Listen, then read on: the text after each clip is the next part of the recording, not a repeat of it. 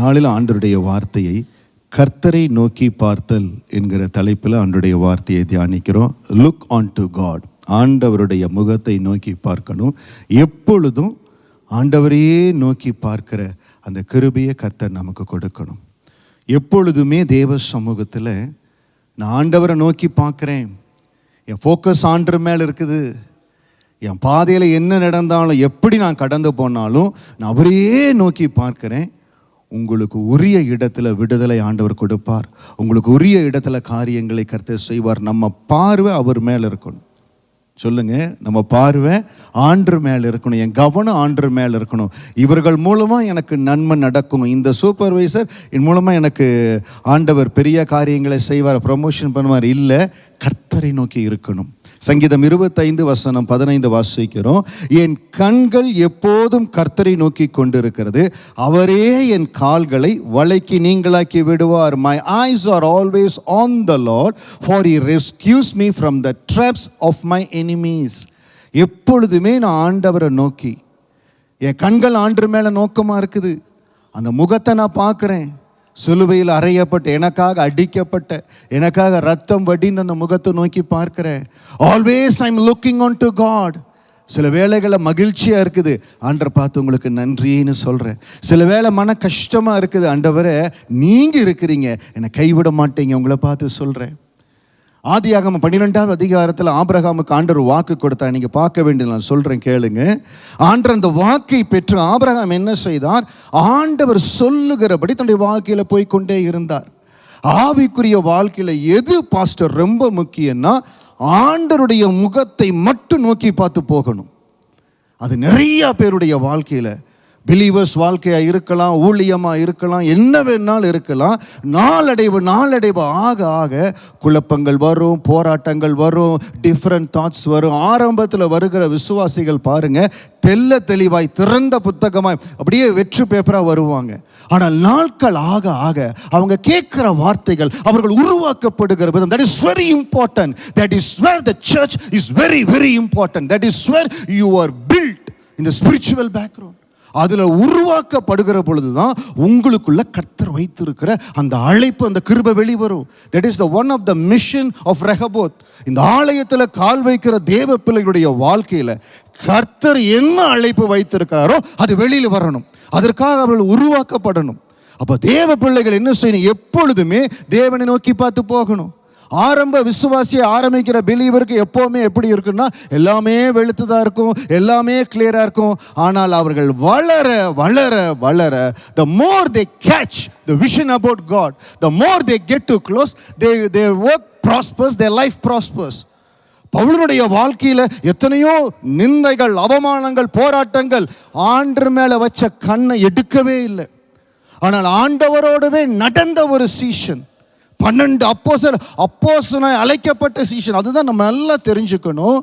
ஆண்டவர் அழைப்பை கொடுக்கிறார். ஆண்டவர் நம்ம கரத்தில் குடும்பத்தை கொடுக்கிறார், வேலையை கொடுக்கிறார், ஊழியத்தை கொடுக்கிறார். அதை திறம்பட செய்து கொண்டு வரது நம்ம கையில் தான் இருக்குது.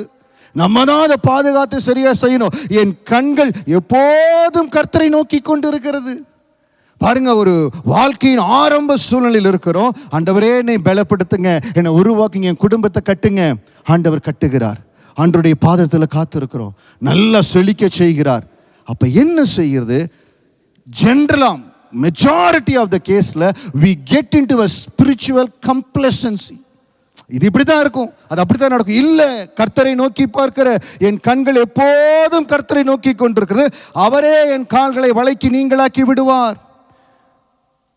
நான் போராட்டத்தில், போர்க்களத்தில் கடந்து போய் எனக்கு எதிராக இருந்த எதிராளியை கோலியாத்தை ஜெயித்து நான் பெரிய இடத்துக்கு போனேன். நான் ஏறுமுகத்தில் இருந்து, என் வாழ்க்கை ஏறுமுகமாக இருந்தது. I was rising on my career. Daveedhu நல்லா வந்தார், திடீரென்று மாற்றம், கீழே போயிட்டார். எல்லாரும் எதிர்க்கிறாங்க, கூட யாருமே இல்லை. அவர் சொல்லுகிறார், என் கண்கள் எப்போதும் கர்த்தரை நோக்கி கொண்டு, my eyes are always on the Lord. இன்றைக்கு நீங்க சொல்லணும், நீங்க கடந்து போகிற என்ன ஒரு சீசனா இருந்தாலும். எசேக்கியேல் 37:31 என்ன சொல்லுது? சொல்லுங்க பாப்போம். இதுதான் டெஸ்ட். இதுதான் நான் சொன்னேன். முதல் வாரத்தில், 2வது வாரத்தில் கேட்க மாட்டேன். கீழே வேர் பற்றி மேலே கனி கொடுப்பார்கள். இதுதான் டெஸ்ட். அப்பப்போ ஒரு ஞாபகம் வச்சுக்கணும். கீழே வேர் பற்றி மேலே கனி கொடுக்கணும். என்ன செய்யணும்? என் கண்கள் எப்போதும் கர்த்தரை நோக்கி கொண்டிருக்கணும். My eyes have to be focused on Jesus. Abraham அப்படித்தான் இருந்தார். 75 ஆண்டுகள், அவருக்கு 75 வயதாக இருக்கிற பொழுது ஆண்டுடைய வாக்கை பெற்றார், கடந்து போனார்.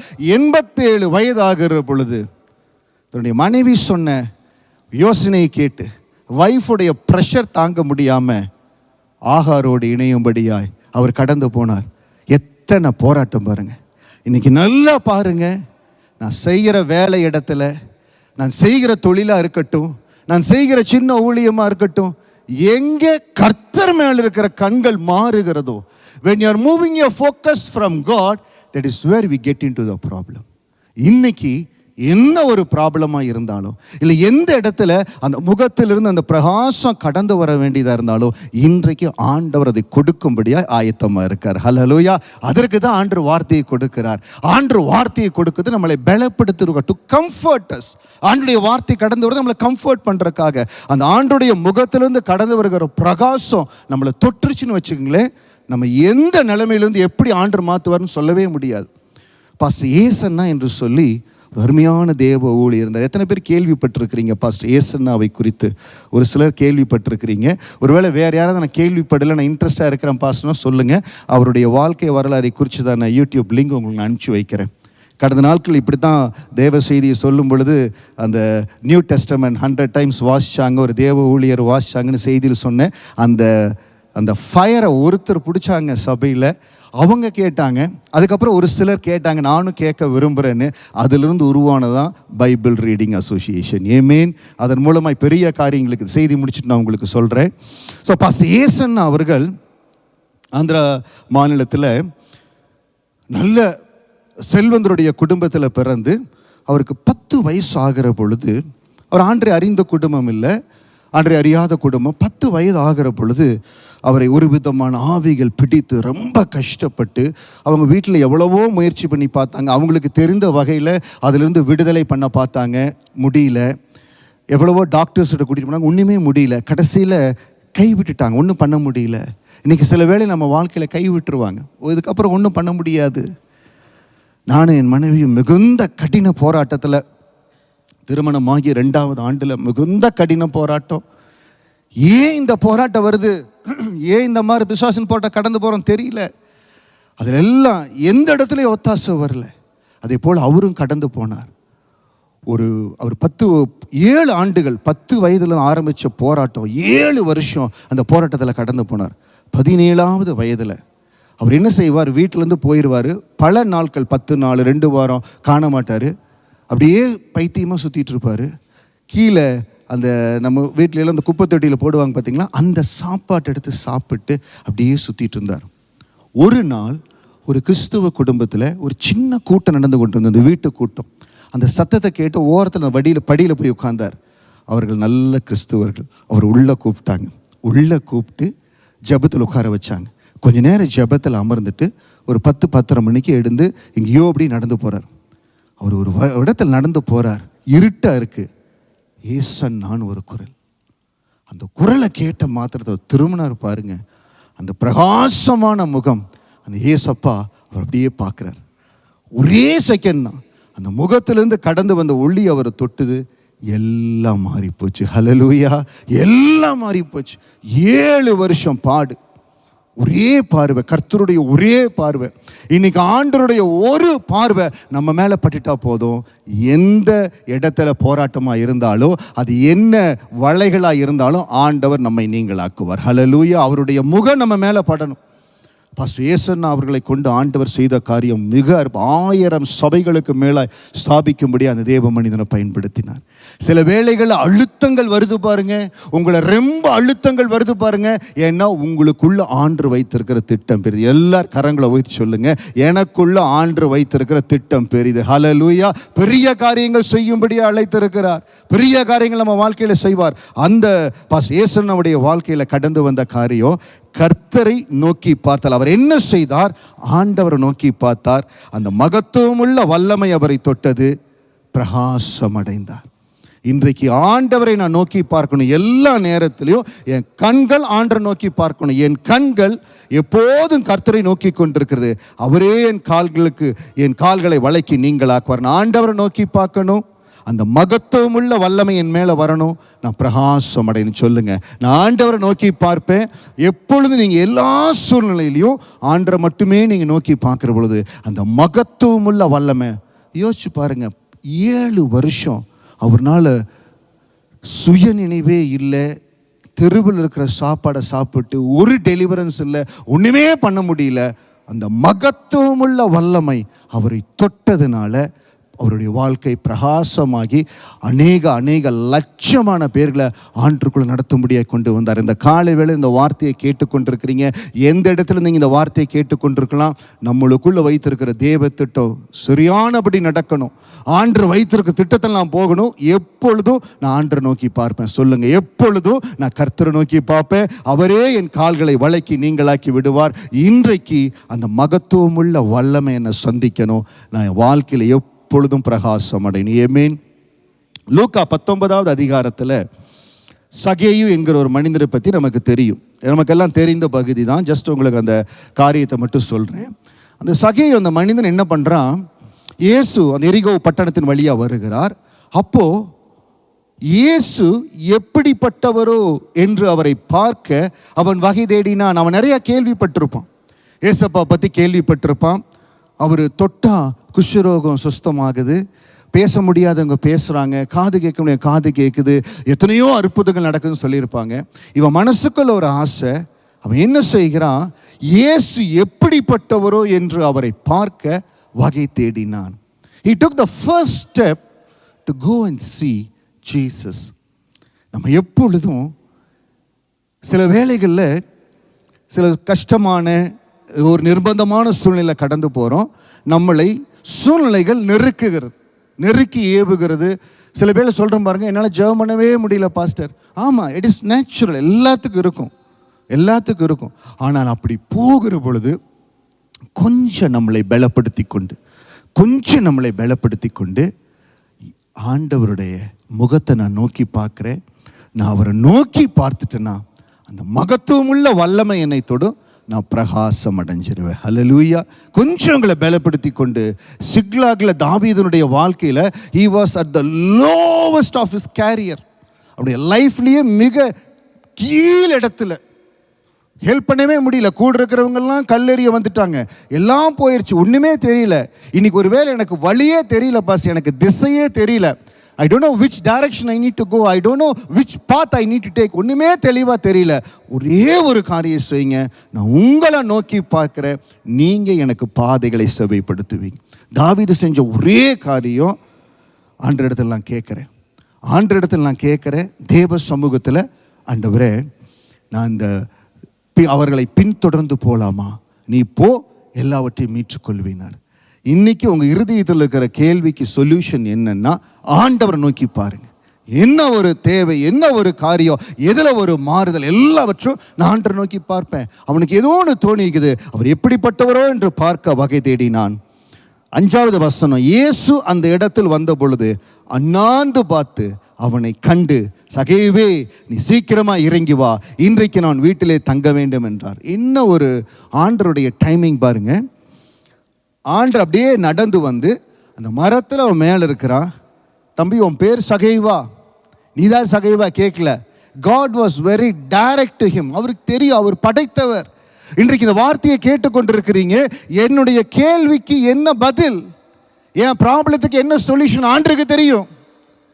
நான் எப்படி இந்த காரியத்திலேருந்து வெளியில் வரேன், நான் எப்படி மீட்டுக்கொள்ளப்பட, எந்த காரியத்தை நான் எப்படி செய்ய, ஆண்டருக்கு தெரியும். சொல்யூஷன் ஆண்டு இடத்துல இருக்குது. நம்ம அவரை நோக்கி பார்க்கணும். சகேயை போல அவரை பார்க்கும்படியாய் make the first step effort to see Jesus.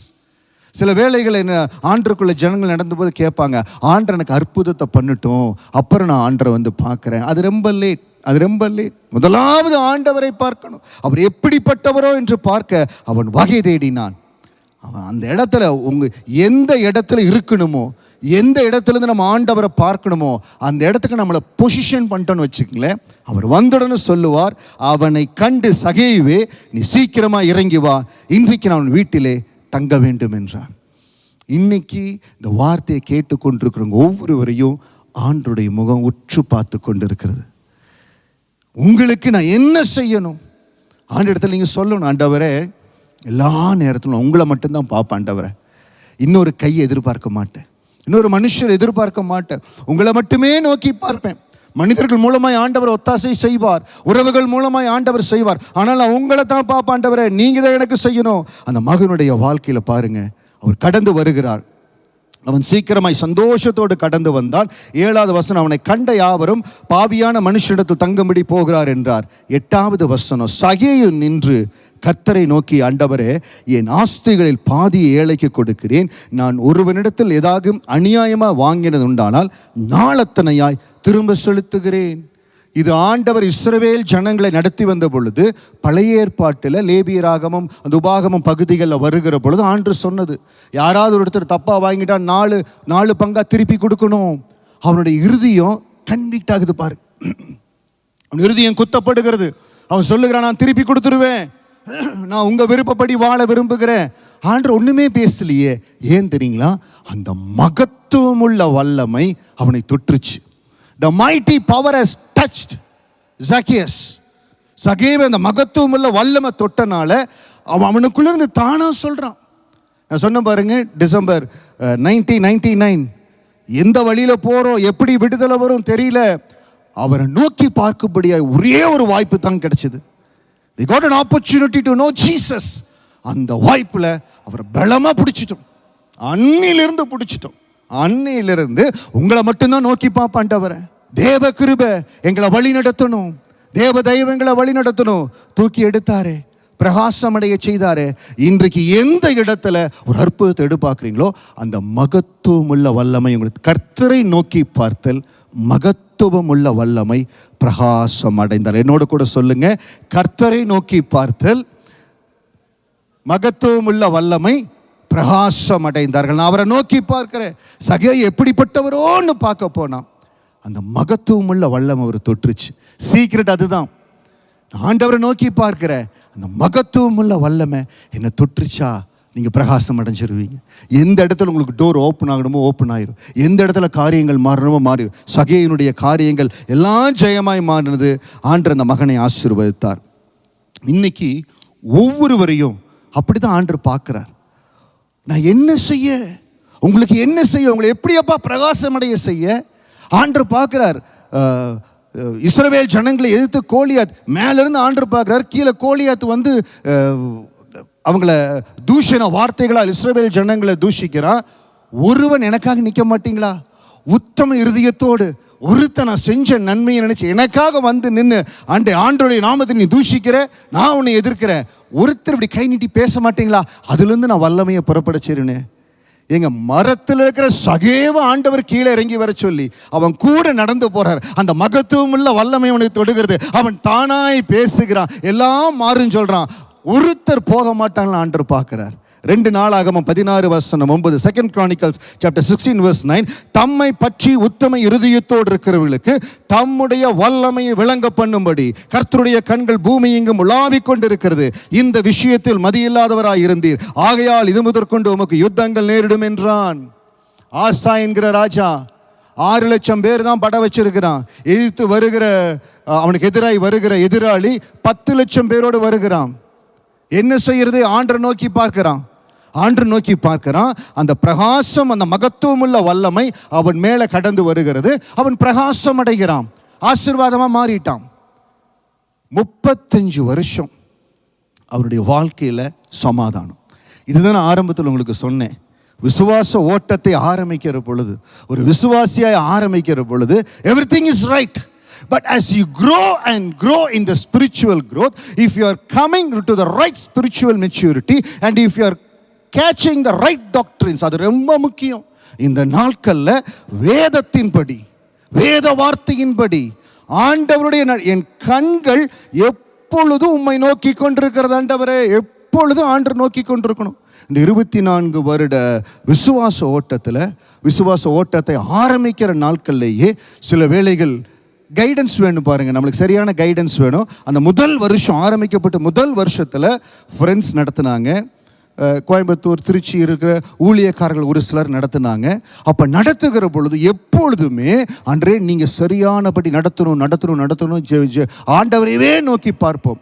சில வேளைகள் எங்களுடைய கஷ்ட சூழ்நிலையை பார்த்து, கஷ்டமான சூழ்நிலை, ஐயோ முதல் வருஷத்திலேயே பிள்ளைங்க விசுவாச ஓட்டத்தில் சோர்ந்து போயிடக்கூடாதுன்னு சொல்லி சில ஊழியக்காரர்கள் கம்ஃபர்ட்டான பாதை எடுக்கும்படியாக அட்வைஸ் பண்ணாங்க. அவங்க மேலே மிஸ்டேக் இல்லை.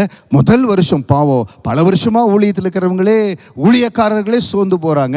பிள்ளைங்க சோர்ந்து போயிடக்கூடாதுன்னு சொல்லி கொஞ்சம் சேஃபான பாதை எடுக்கலான்னாங்க. ஆனால் எங்கள் கண்கள் அவரே நோக்கி கொண்டிருந்தனால ஹீ கேம் இன் பிட்வீன். ஊழியக்காரர் சொன்ன ஆலோசனை ஆவியானவர் கடந்து வந்து நான் சொல்லுகிற பாதையில் நட. அது கொஞ்சம் கஷ்டமான பாதை தான். நீங்க கர்த்தரையே நோக்கி கொண்டு இருக்கிறீங்க. சில வேளைகளில் ஆண்டவர் சொல்லுகிற பாதை கஷ்டமா இருக்கும். But go in that path. ஆண்டவர் உங்களை எந்த பாதையில் நடக்க சொல்றாரோ அந்த பாதையில் நடந்து போங்க. அதுல செழிப்பு வரும், ஆசீர்வாதம் வரும். அது வனாந்தரம் போல தான் இருக்கும். ஆனால் அந்த வனாந்தரத்தை கடந்து போகிற பொழுது உங்களுக்கு ஆசீர்வதிக்கப்பட்ட கானான் தேசம் ஆசீர்வாதமா இருக்கிறது. ஹல்லேலூயா. ஆண்டவர் உங்களுக்காக ஆயத்தப்படுத்தி வைத்திருக்கிறார். ஆண்டவர் நடத்துகிற பாதையில் நான் போவேன். அந்த 35 வருஷம் ஆசாவுக்கு போராட்டமே இல்லை. ஏன்னா கர்த்தருடைய அவனை கண்கள் ஆண்டரை நோக்கி கொண்டிருக்கிறது. யோபுவை சோதிச்ச மாதிரி பிசாசு ஆண்டர் சமூகத்தில் போய் 35 வருஷம் அவனுக்கு இளைப்பாறுதலை கொடுத்துட்டீங்க. இப்போ ஒரு எதிரி அனுப்பி பாருங்களேன், உங்களை பார்க்குறானா இல்லை மற்றவங்களை பார்க்குறான். 36வது வருஷத்தில் ஆசா ராஜாவுடைய நாட்களில் எதிரி ஒருவன் படையெடுத்து வருகிறான். கர்த்தரை நோக்கி பார்த்து கொண்டிருந்த அந்த ராஜா மனுஷன் நோக்கி பார்த்துட்டான். தயவு செய்து எப்பொழுதுமே என் கண்கள் எப்போதும் கர்த்தரை நோக்கி கொண்டிருக்கும். அப்படியே வலது கருத்து சொல்லுங்களே, என் கண்கள் எப்பொழுதும் கர்த்தரை நோக்கி கொண்டிருக்கும். நீங்கள் விசுவாச ஓட்டத்தின் ஆரம்பத்தில் இருக்கிறீங்களா, 10 வருஷத்தில் இருக்கிறீங்களா, 30 வருஷத்தில் எவ்வளோ? ஆசா 35 வருடம் இளைப்பாறுதல் ஆண்டுகளாக இருந்தான். 36வது வருஷத்தை அதான் சொல்கிறேன். நம்ம ஓட்டத்தில் எல்லா நேரத்திலையும் அந்த ஸ்பிரிச்சுவல் கம்ப்ளசன்சி வந்துடவே கூடாது. அது என்னன்னா ஒரு ஆவிக்குரிய ஒரு எப்படி சொல்ல, அப்படித்தான் நடக்கும், இப்படித்தான் இருக்கும், இப்படித்தான் போகும். இல்லை, என் கண்கள் ஆண்டவரை நோக்கி கொண்டிருக்கிறது. Don't lose that fire at any point of your life. Whereas you are going up or for the world it may be looking down. உலகத்தார் பார்க்க ஏதோ நீங்க கீழே போற மாதிரி இருக்கலாம். ஆனால் என் கண்கள் எப்பொழுதும் அவரை நோக்கி கொண்டிருக்கிறது. என் தலையின் மேல கடந்து வந்த அபிஷேக உண்மை. தாவீதுக்கு ஒரு நம்பிக்கை, என் மேல சாமுவேல் தீர்க்கதரிசியை கொண்டு என் ஆண்டர் அபிஷேக உண்மை, அவர் என்னை உயர்த்துவார். அதில் பிடிச்சிட்டே இருந்தான். ஆண்டர் உயர்த்திட்டார். ஆசா ஆண்டர் பார்த்துட்டே இருக்கார், நான் உயர்த்தணும்பா. ஆனால் ஆசா மிஸ்டேக் பண்ணிட்டார். நம்ம வேதத்தை வாசிக்கிற பொழுது எந்தெந்த இடத்துலலாம் விழுந்து போனார்களோ, எங்கெல்லாம் மிஸ்டேக் ஆச்சோ அதை ரொம்ப கேர்ஃபுல்லாக நம்ம பார்க்கணும். ஏன்னா அந்த மிஸ்டேக் ரிப்பீட் பண்ணக்கூடாது. இன்னைக்கு நிறைய பேர் அதை நம்ம ரிப்பீட் பண்ணுறோம். என்ன செய்கிறோம்? ஆண்டவர் மேலே நோக்கத்தை வைக்காதபடி உலகத்தின் மேலே, உறவுகள் மேலே நோக்கத்தை வச்சிடறோம். அதனால நல்லா ஆசாவினுடைய நாட்களில் 35 ஆண்டுகள் இளைப்பாறுதல். அப்போ 35 years he was looking on to Jesus, no issue. But the 36th year he moved his focus. ஆண்டவர் கரவளையிருச்சு. அதனால எப்பொழுதுமே தேவன் மேலே நோக்கமாக இருக்கணும். ஆண்டரை நோக்கி பார்க்கத்தான் அந்த மகத்துவமுள்ள வல்லமை என்னை தொடும். இன்னைக்கு நீங்கள் சொல்லணும், நான் கர்த்தரை நோக்கி பார்க்குறேன், அந்த மகத்துவமுள்ள வல்லம் என்னை தொடணும். அது தொற்றுச்சுன்னா நம்ம ஒவ்வொருவரும் பிரகாசம் அடைஞ்சிருவோம். ஐ மீன், இந்த வருடம் எந்த இடத்துல நீங்கள் இன்னும் பிரகாசமாய் மாறணும், இன்னும் உயர்த்தப்படும் நினைக்கிறீங்களோ ஆண்டவர் உங்களை உயர்த்துவார். 2 கொரிந்தியர் 4வது அதிகாரம் வசனம் 6-7. Book of 2 Corinthians chapter 4 verse 6 and 7. இருளில் இருந்து வெளிச்சத்தை பிரகாசிக்க சொன்ன தேவன் இயேசு கிறிஸ்துவின் முகத்தில் உள்ள தமது மகிமையின் அறிவாகிய ஒளியை தோன்ற பண்ணும் பொருட்டாக எங்கள் இருதயங்களில் பிரகாசித்தார். இருளிலிருந்து வெளிச்சத்தை பிரகாசிக்க சொன்ன தேவன் பிதாவானவர் ஆதியாகமத்தில் இருளிலிருந்து வெளிச்சம் உண்டாக கடவுதுன்னு சொன்னார். இயேசு கிறிஸ்துவின் முகத்தில் உள்ள தமது மகிமையின் அறிவாகி ஒளியை தோன்ற பண்ணும் பொருட்டாக, அந்த இயேசு கிறிஸ்துவுள்ள இயேசப்பாவுடைய முகத்தில் உள்ள அந்த மகிமை இங்க மேல தோன்றும்படியாய் எங்கள் இருதயங்கள் இந்த ரட்சிப்பு பிரகாசித்து ஆண்டு பிரகாசித்திருக்கிறார். We read it in English. For God who said let there be light in the darkness, He made this light shine in our hearts so we could know the glory of God that is seen in the face of Jesus Christ. அந்த பிதாவானவர் இயேசுவானவர் இந்த பூமியில் அனுப்பிச்சு அவரை சிலுவையில் எங்களுக்காய் ஒப்பு கொடுத்து திரும்ப 3ஆம் நாள் உயிர்ப்பிக்க வந்தார். எதற்காக? அந்த மகிமை, இயேசு கிறிஸ்துவின் முகத்தில் இருக்கிற அந்த மகிமையின் ஒளியை நாங்கள் காணும்படியாக we could know the glory of God that is seen in the face of Jesus Christ. அந்த மகிமையின் ஒளி என்ன தொடணும் பாருங்க. அந்த மகிமை, அந்த மகத்துவமுள்ள வல்லமை, அந்த ஒரே பார்வை பாஸ்டர் இயேசுவை தொட்டனால தான் 7 வருஷம் அவர் கடந்து போன மிகுந்த பாடுல within seconds there was a deliverance. within seconds. சகேயு எத்தனையோ பிரச்சனைகள் இருக்கிறான். அவனுக்கு ஒருவேளை அவனுக்கு தெரிஞ்சே அவன் வரி பணத்தில் நல்லா வாழ்ந்தானா இல்லை அது பாவம்னு தெரிஞ்சு வாழ்ந்தானா தெரியல. ஆனால் அவன் ஏறி வருகிறான். அவன் பாவியாக இருக்கிறான். ஏன்னா ஜனங்கள் சொல்கிறாங்க, லூக்கா 19வது அதிகாரம் 7வது வசனம், அதை கண்ட யாவரும் இவர் பாவியான மனுஷனிடத்தில் தங்கும்படி போனார் என்று முறுமுறுத்தார்கள். ஒருவேளை அவன் தெரிஞ்சே பாவம் செஞ்சிருக்கலாம். ஆனால் பாருங்க, ஆண்டவர் அவன் மேலே நோக்கம் வைத்து சகேவே இறங்குவான்னு கூப்பிட்ட உடனே அந்த மகத்துவமுள்ள வல்லமை அவனை சந்தித்து விட்டது. 2 கொரிந்தியர் 4:6 அந்த மகத்துவமுள்ள வல்லமை அவருடைய முகத்தில் இருக்கிறது. அந்த பிரகாச முகத்தில் இருக்குது. இன்னைக்கு நீங்க வாழ்க்கையில காணுகிற நிந்தனை, அவமானம், போராட்டம், மிக சிக்கலான பிரச்சனை எல்லாவற்றிலும் அந்த பிரகாசம் நம்ம தொடணும். The shining, the glory of God has to touch us. 7வது வசனம், இந்த மகத்துவமுள்ள வல்லமை எங்களால் உண்டாயிராமல் தேவனால் உண்டாயிருக்கு என்று விளங்கும்படி இந்த பொக்கிஷத்தை மண்பாண்டங்களில் பெற்றிருக்கிறோம். We now have this light shining in our hearts, but we ourselves are like fragile clay jars containing this great treasure. This makes it clear that our great power is from God, not from ourselves. இந்த மகத்துவமுள்ள வல்லமை அந்த பிரகாசமான முகத்திலிருந்து கடந்து வருகிறது. அது என் வாழ்க்கையை மாற்றிடும். நான் கடந்து போகிற போராட்டத்தை மாற்றிடும், எல்லாம் மாற்றிடும். இன்னைக்கு நீங்கள் எது மாறணும்னு நினைக்கிறீங்களோ, சங்கீதம் 25:15 படி, ஆண்டவரே என் கண்கள் உங்களையே நோக்கி இருக்கு, ஆண்டவரே என் கால்களை வலைகளுக்கு தப்பு வச்சிருங்கப்பா, நான் உங்களையே நோக்கி இருப்பேன்ப்பா, என் ஃபோக்கஸ் உங்கள் மேலேயே இருக்கும். நீங்கள் என்ன சொல்கிறீங்க? என் வாழ்க்கை குறித்து நீங்கள் என்ன சொல்கிறீங்க? நான் என்ன பண்ணணும்னு சொல்கிறீங்க? ரட்சிக்கப்பட்ட ஆரம்ப நாட்கள்லையே ஆண்டவரிடத்துல கேட்கத்தான் ஆண்டவர் படிப்படியாக நடத்த ஆரம்பித்தார். இன்னைக்கு சில வேளைகள் நம்ம என் ஃபியூச்சர் எப்படி இருக்கோ, என் பிள்ளைகள் ஃபியூச்சர் எப்படி இருக்கோ, எல்லாவற்றையும் ஆண்டவர் கருத்தில் கொடுங்க. நான் சொல்கிற எல்லாவற்றுக்கும் நான் உங்களை தான் நோக்கி பார்க்குறேன். ஆண்டவரே, பிள்ளைகள் கர்த்தரால் வந்து சுதந்திரம், அவர் கொடுத்தது. எப்பொழுதுமே என் பிள்ளை நான் சொல்கிறபடி அப்படின்னு வச்சிங்கன்னா தேவ திட்டம் பரிபூர்ணமாக வெளிவராது. ஆண்டவரிடத்தில் சொல்லணும், ஆண்டவரே நீங்கள் கொடுத்த மகன், நீங்கள் கொடுத்த மகள், நீங்கள் கொடுத்த செல்வம், ஆண்டவரே நீங்கள் என்ன செய்ய சுத்தமாக இருக்கிறீங்களோ என் பிள்ளைகள் வாழ்க்கையில் நடக்கட்டும். என் பிள்ளைகள் என்ன படிக்கணும், எந்த இடத்துல அவர்கள் ஆசீர்வாதமாக இருக்கணும், எந்த இடத்துல நாட்டப்படணும், உங்களையே நோக்கி பார்க்குறேன். ஆண்டவரே, give 100% focus on God. நான் ஆண்டவர்கிட்ட கேட்குறேன், ஆனால் சில வேளைகள் இப்படி பண்ணுறேன் இல்லை. நானும் அப்படி தான் ப்ராக்டிஸ் பண்ணுறேன். என் மகனுடைய படிப்பில், அவனுடைய வளர்ப்பில், அவனுடைய எதிர்காலத்தில் எல்லாவற்றிலும் அவரே நோக்கி பார்க்கிறேன். We have to be like that. நீங்கள் தான் ஆண்டவரே, உங்கள் சித்தம் உங்கள் சித்தம்.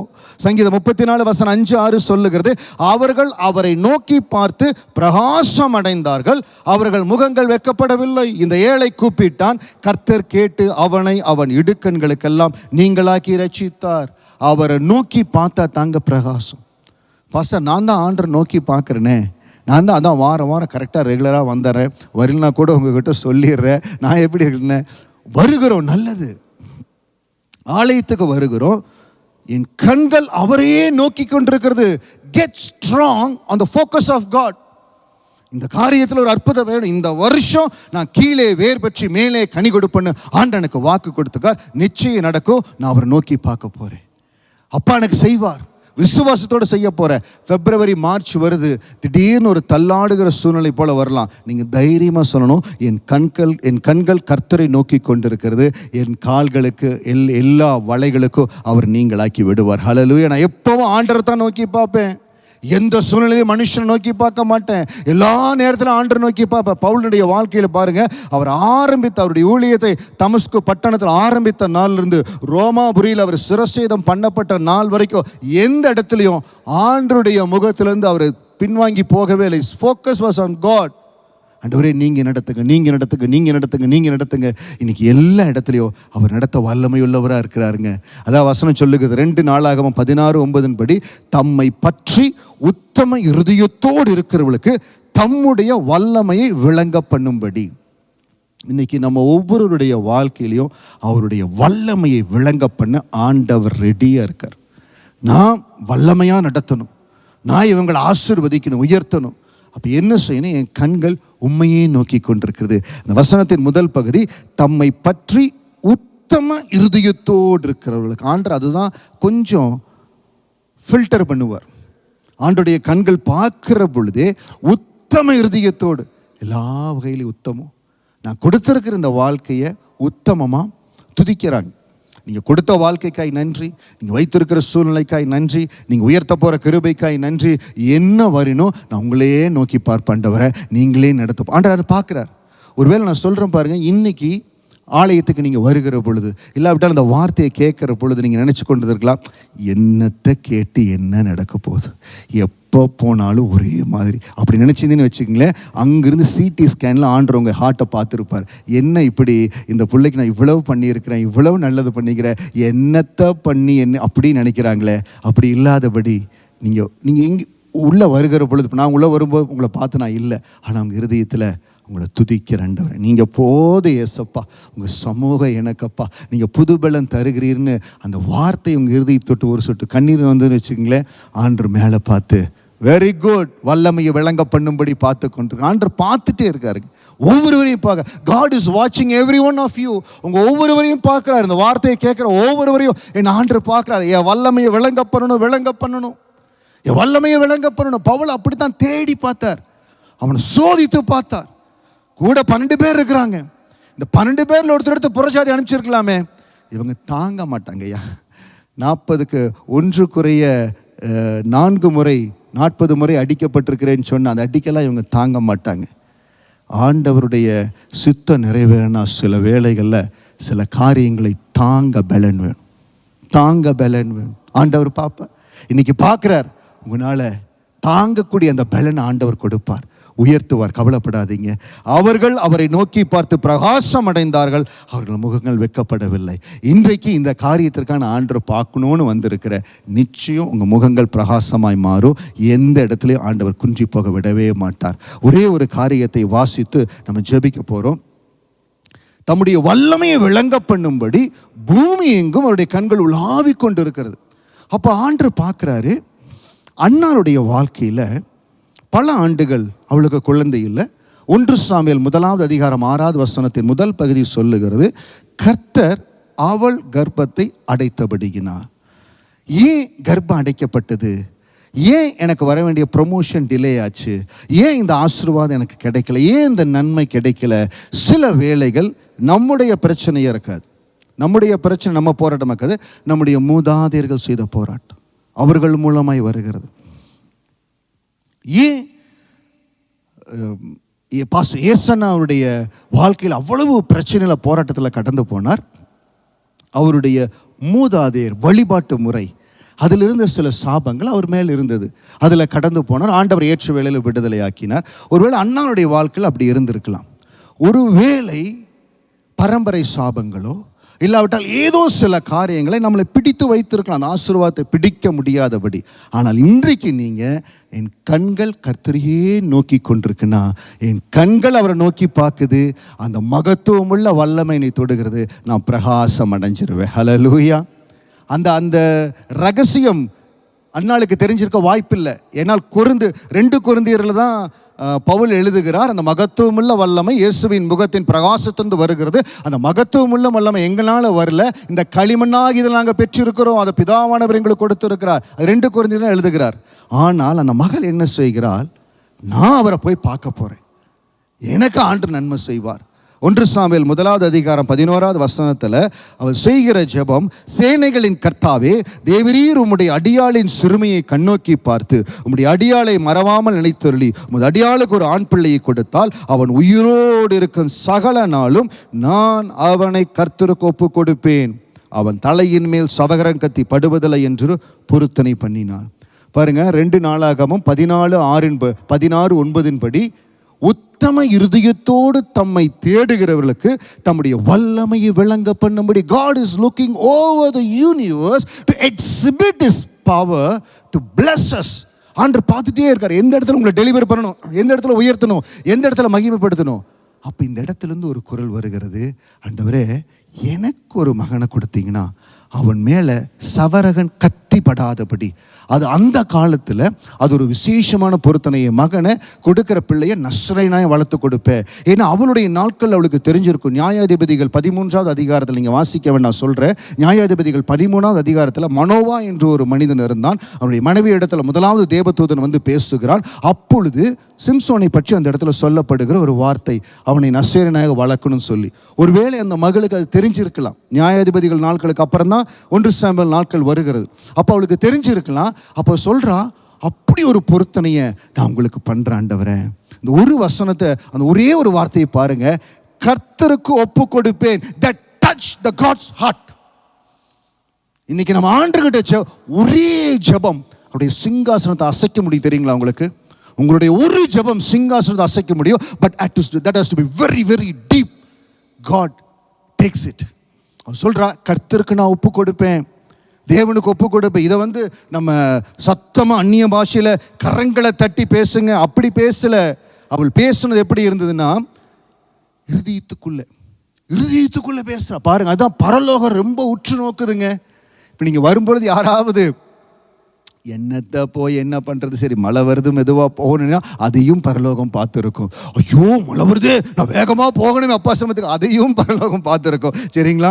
அப்போ அந்த அவள் அப்படி மெதுவாக ஜெபம் பண்ணுறதுனால அந்த ஆசாரியனாகிய ஏலி கேட்குறார், நீ என்ன குடிச்சு வெறிச்சிருக்கிறியா அப்படின்னு. அவள் சொல்லுகிறாள், நான் குடிச்சு வெறுக்கல, நான் சஞ்சலத்தில் பேசுகிறேன் அப்படின்னு சொல்லி. அது பார்த்தீங்கன்னா 1 சாமுவேல் 1 13 வசனத்தை வாசிக்கிறேன். 1 Samuel chapter 1 verse 13. அன்னாள் தன் இருதயத்திலே பேசினாள், அவளுடைய உதடுகள் மாத்திரம் அசைந்தது, அவள் சத்தமோ கேட்கப்படவில்லை, ஆகையால் அவள் வெறித்திருக்காள் என்று ஏலி நினைத்தான். She was just whispering. எப்படின்னா, நான் சொல்றது உங்களுக்கு எதாவது கேட்குதா? மைக்கெல்லாம் கேட்காது.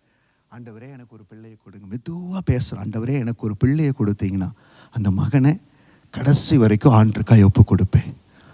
அந்த ஆண்டவருடைய முகம் ஆலயத்தில் கண்ணீரோடு, யாருமே இல்லை, கண்ணீரோடு ஆண்டரை பார்த்து கேட்குறான். அந்த மகத்துவம் உள்ள வல்லமை அவளை உடனே தொற்றுச்சு. அந்த மகத்துவம் உள்ள வல்லமை தொற்றுச்சு. அவளுடைய வாழ்க்கை பிரகாசமாச்சு. எத்தனையோ வருஷம் பிள்ளை பெற்றெடுக்க முடியாத மகள் அந்த மகத்துவம் உள்ள வல்லமை தொட்ட உடனே அவள் பிரகாசம் அடைந்தாள். ஒரு பிள்ளையை கேட்டா அந்த ஒரு பிள்ளை ஆண்டவர் கொடுத்தார். இதுதான் பாருங்க, நான் சொன்னேன், ஆசா 35 வருஷம் ரொம்ப கம்ஃபர்ட்டாக இருந்தார். அதுக்கப்புறம் ரொம்ப இதாகிட்டார் பாருங்க. இவ வந்து அதில் மாறியே போகலை. அவள் என்ன செய்கிறாள், வசனங்கள் சொன்னால் உங்களுக்கு லேட்டாக ஃபாஸ்ட்டாக சொல்லிடுறேன். அந்த குழந்தை வளர்ந்து 2 வருஷம் 3 வருஷம் ஆகிறது. அவள் சொல்லுகிறா, பிள்ளை பால் மறந்த உடனே நான் கொண்டு வந்து ஆலயத்தில் விட்டுறேன்னு சொல்லி வெயிட் பண்ணுறான். அப்போது அவள் செஞ்ச கமிட்மெண்ட்டில் அவள் ரொம்ப கிளியராக இருக்கிறா. ஏலி இடத்துல அந்த பிள்ளையை கொண்டு வந்து விடுகிறாள். 1 சாமுவேல் 1:28 வசனம் 27, 28. இந்த பிள்ளைக்காக விண்ணப்பம் பண்ணினேன், நான் கர்த்தரிடத்தில் கேட்ட என் விண்ணப்பத்தை எனக்கு கட்டளையிட்டார். Note the point. ஆண்டவர்கிட்ட நான் ஒன்று கேட்டேன், அவர் எனக்கு கட்டளையிட்டார். நான் உங்களுக்கு ஒப்பு கொடுப்பாண்டவரே, உங்களுக்கு உண்மையாக இருப்பாண்டவரே. அந்த உத்தம இருதயத்தை ஆண்டவர் பார்த்துட்டாரு, கட்டளையிட்டார். 28 வசனம், ஆகையால் அவன் கர்த்தருக்கென்று கேட்கப்பட்டபடியினால் அவன் உயிரோடு இருக்கும் சகல நாளும் அவனை கர்த்தருக்கே ஒப்பு கொடுக்கிறேன் என்றான். அவன் அங்கே கர்த்தரை பணிந்து கொண்டான். சின்ன பிள்ளைங்க, சின்ன பிள்ளை. ஏன்னா வசனம் சொல்லுகிறது 1 சாமுவேல் 1:24 கடைசி பகுதியில், கர்த்தருடைய ஆலயத்துக்கு போனால் பிள்ளை இன்னும் குழந்தையா இருந்தது. அவங்க அம்மா போயிருக்கும்போது பை பை மம்மி போயிட்டு வான்னு சொல்லியிருக்காது, அழுது இருக்கும். ஆனால் அந்த மகனை அவள் பக்குவப்படுத்தி இருப்பாள். அண்ணாளுடைய கேரக்டர் எப்படி தெரியுங்களா? பக்குவப்படுத்தி இருப்பாள். இன்னைக்கு நான் பார்க்குற ஒரு சில தாய்மார் பிள்ளைகள் அப்படி தான் ட்ரெயின் பண்ணுறாங்க. ட்ரெயின் பண்ணணும், பிள்ளைகளை ஸ்பிரிச்சுவல் இதில் ட்ரெயின் பண்ணணும். தேவனுக்காய் நிற்கணும்.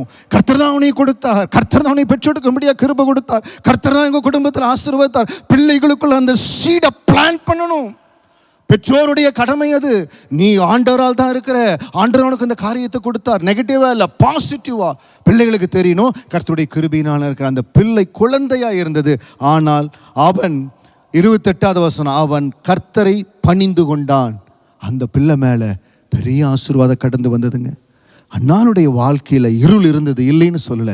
ஆனால் கர்த்தரை நோக்கி பார்த்தால் அந்த மகத்துவமுள்ள வல்லமை அவளை தொட்டது. அவள் வாழ்க்கை பிரகாசம் அடைந்தது.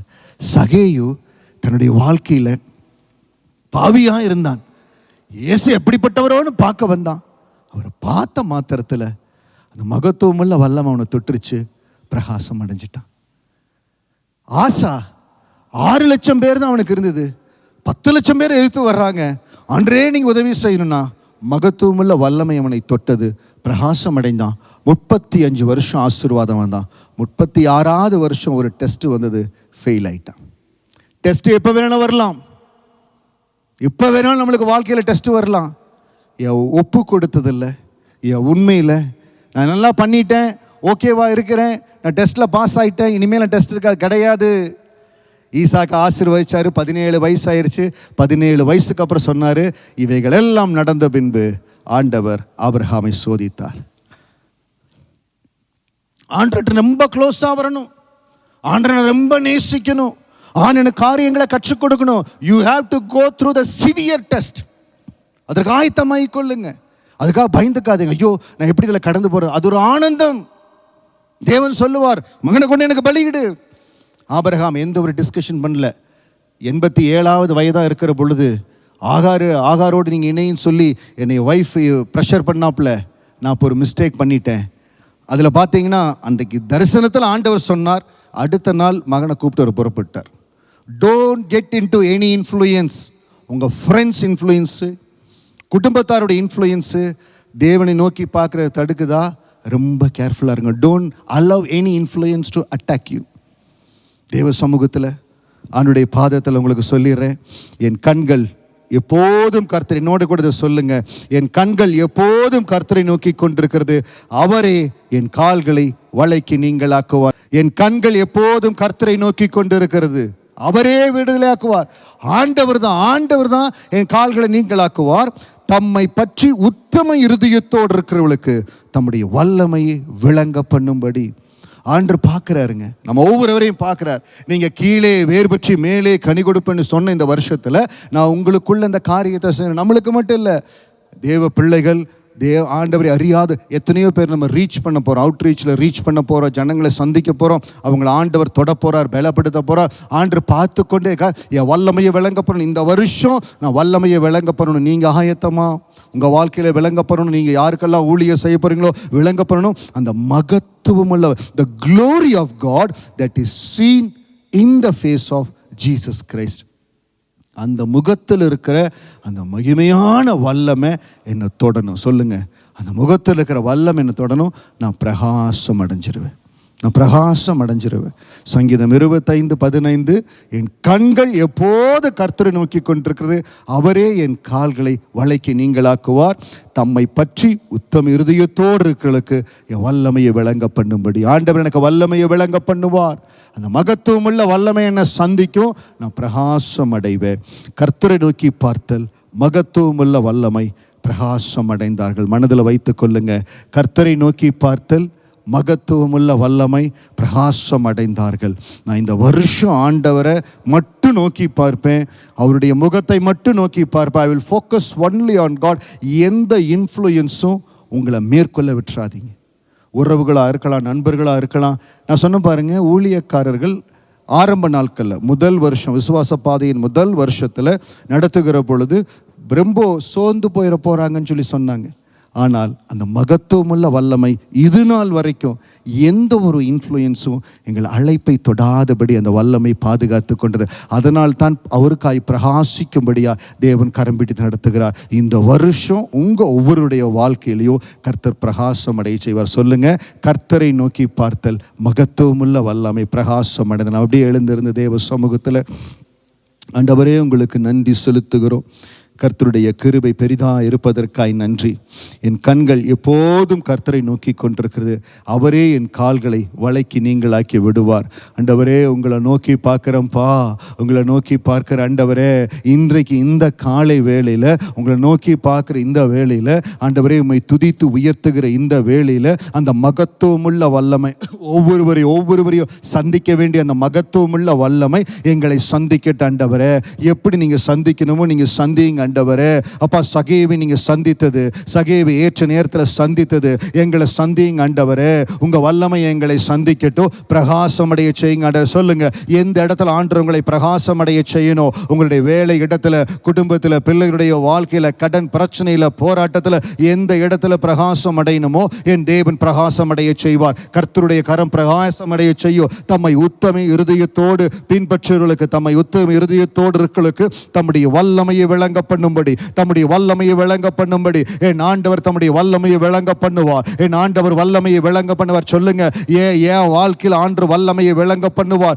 ஏன் வாழ்க்கையில் ஆண்டு வல்லமையை விளங்க பண்ணுவார். என்னால முடியல, எனக்கு இது வாய்க்கல, சொல்லவே சொல்லாதீங்க. இனிமேல் சொல்லாதீங்க, நான் கர்த்தரை நோக்கி கொண்டு இருப்பேன், நான் அவரையே நோக்கி கொண்டு இருப்பேன், அவர் காரியத்தை எனக்காய் வாய்க்க பண்ணுவார். நீங்க சொல்லணும், என் கண்கள் எப்போதும் கர்த்தரை நோக்கி கொண்டு இருக்கிறது. நம்ம பலத்துல முடியாது, நம்ம பலத்துல முடியாது.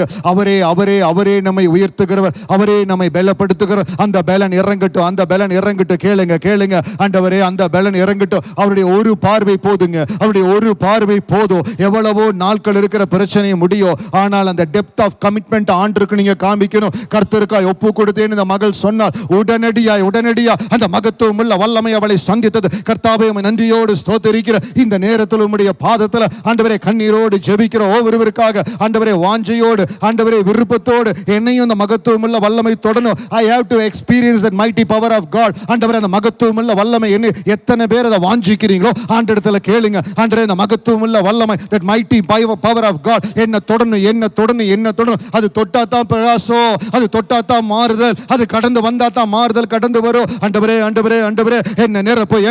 என்ன நிரப்போ உங்க தொடுதல் மேல கடந்து வரட்டும். இயேசுவின் நாமத்தினால சிந்தனையில் இருக்கிற போராட்டங்கள் என்னால முடியலையே, என்னால செய்ய முடியலையே, அதை விட்டுட்டு நான் ஆண்டவரை நோக்கி பார்ப்பேன். என் கண்கள் அவரையே நோக்கி கொண்டிருக்கிறது. அவரே என் கால்களை வளைக்கு நீங்களாக்குகிறவர். அவர் நீங்களாக்குவாருங்க. அவர் நீங்களாக்குவார். சொல்லுங்க, எதிலிருந்து உங்களை விடுவிக்கணுமோ, எதிலிருந்து நீக்கணுமோ, எதிலிருந்து மாற்றி கொண்டு வரணுமோ, எதில மாற்றத்தை கொண்டு வரணுமோ என் ஆண்டவர் கொண்டு வர வல்லமையுள்ளவராக இருக்கிறார். அவருடைய கிருபை போதுமானது, அவருடைய பலன் போதுமானது. அவரே நடத்த வல்லமையுள்ளவர். ஏசப்பா உமக்கு ஸ்தோத்திரம், ஏசப்பா உமக்கு ஸ்தோத்திரம். எந்த காரியங்கள் உங்கள் மனதில் பதிந்ததோ இல்லையோ, சங்கீதம் 25:15 ஞாபகம் வைத்துக் கொள்ளுங்க. என் கண்கள் கர்த்தரையே நோக்கி கொண்டு இருக்கிறது. நான் ஆண்டவரை நோக்கி பார்ப்பேன். அந்த மகத்துவம் உள்ள வல்லமை என்னை தொடும். என் வாழ்க்கை பிரகாசமாய் மாறும். My life will change. என் வாழ்க்கை மாறும். இந்த வருஷம் எங்க பிரகாசமா நான் மாறணுமோ நான் மாறுவேன். அந்த மகத்துவம் உள்ள வல்லமை என்னை தொடும். நன்றியோடு உம்மை ஸ்தோத்திரிக்கிறோம்ப்பா. ஒவ்வொருடைய வாழ்க்கையிலையும் ஆண்டவரே உங்க வல்லமையை விளங்க பண்ணும்படியா, உங்க கிருபை பெருகும்படியா கர்த்தரை நோக்கி பார்க்கிறோம். அந்த மகத்துவம் உள்ள வல்லமை ஒவ்வொருவரையும் தொடும்படியா ஜெபிக்கிறேன். எல்லாரும் வாஞ்சிக்கிட்டு அந்த மகத்துவம் உள்ள வல்லமை என்னை தொடட்டும். எந்தெந்த இடங்கள்ல பிரகாசம் அடையணும்னு ஜெபிக்கிறாங்களோ, எந்தெந்த இடத்துல மாறுதல் வரணும்னு ஜெபிக்கிறாங்களோ, மாறுதல்களை ஆண்டவர் கொண்டு வருவதற்காய் ஸ்தோத்திரம். கிருபையுள்ள தேவ கரத்தில் ஒப்பு கொடுக்கிறேன். எங்களோடு இடைப்பட்ட தெய்வக்காய் நன்றி. இப்படி திருப்பாதத்தில் ஒப்பு கொடுக்கிறேன். இயேசுவின் நாமத்தில் ஜெபிக்கிறோம் நல்ல பிதாவே. ஆமென்.